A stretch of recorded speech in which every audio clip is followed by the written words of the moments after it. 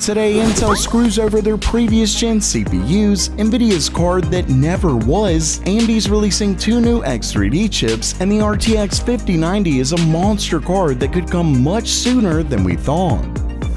Welcome everyone to Gamer Meld.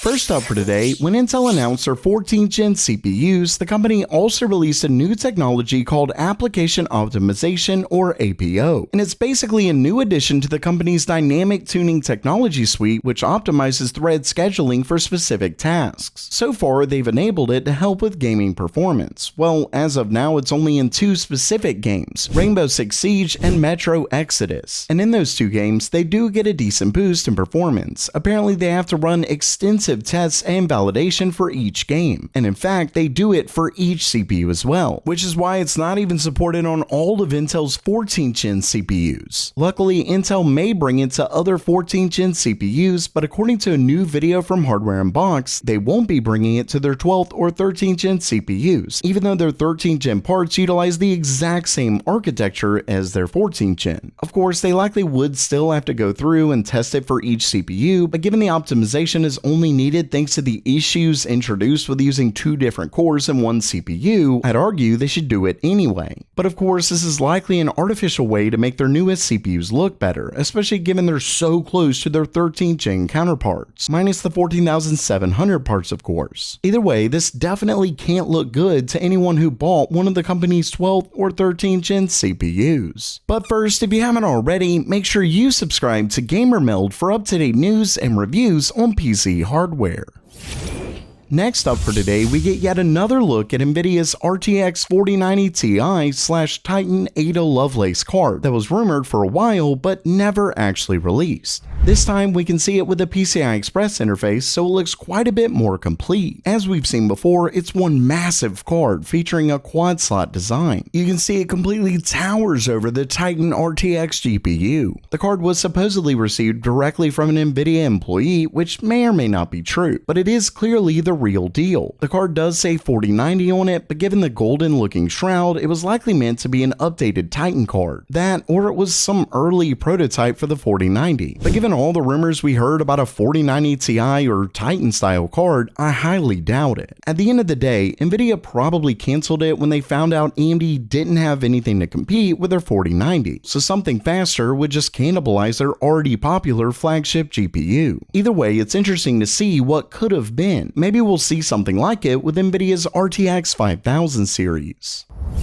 Next up, I have a huge leak that claims AMD is set to release two new X3D chips. The story originally comes from a tweet by a well-known leaker that's been very accurate in the past for motherboard and CPU releases. And as you can see, he claims that AMD is planning to release two new X3D chips, the Ryzen 7 5700 X3D and Ryzen 5 5500 X3D. And given the names, these are obviously AM4 parts, which means AMD still isn't done with their old socket. Of course, AM4 boards are significantly cheaper than AM5 and they still have great features. Moving back to the CPUs, when it comes to specs, the 5700 X3D apparently comes with 8 cores and 16 threads like its older brother, but it also comes with lower clocks, specifically a base clock of 3 GHz and a boost of 4.1. Then the 5500 X3D is a 6-core 12-thread part, making this the first 6-core chip with 3D V-cache. It comes with a base clock of 3 GHz and a boost of 4 GHz, and both CPUs come with a whopping 96 megabytes of L3 cache. Unfortunately, we don't have any word on an actual release, but I have to say that these are pretty interesting. The 5800 X3D has always been a very impressive gaming chip, and even today, it's a great mid-range CPU, so bringing that to the lower end should be great for more entry-level gaming rigs. Time, as always, will tell. And lastly for today, Nvidia's RTX 5000 series looks to be a monster and could be coming next year.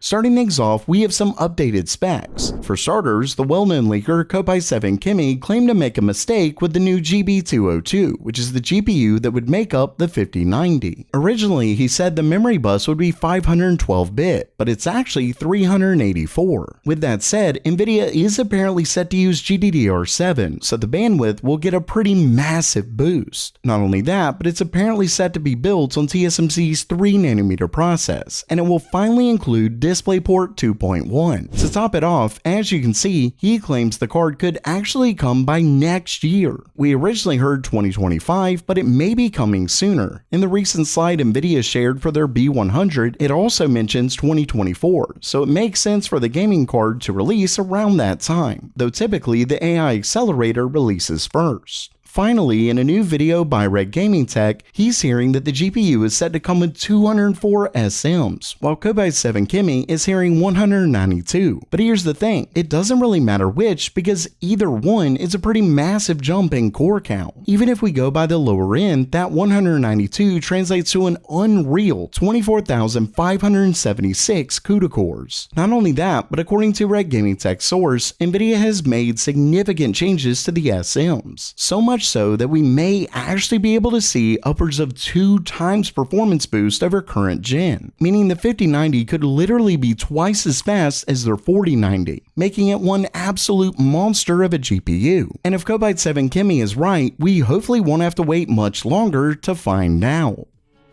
So while that does it for today, are you pumped for Nvidia's RTX 5000 series? Or are you more excited about lower-end X3D parts? Let me know down in the comments below. And if you liked the video, please subscribe, and as always, have a great day.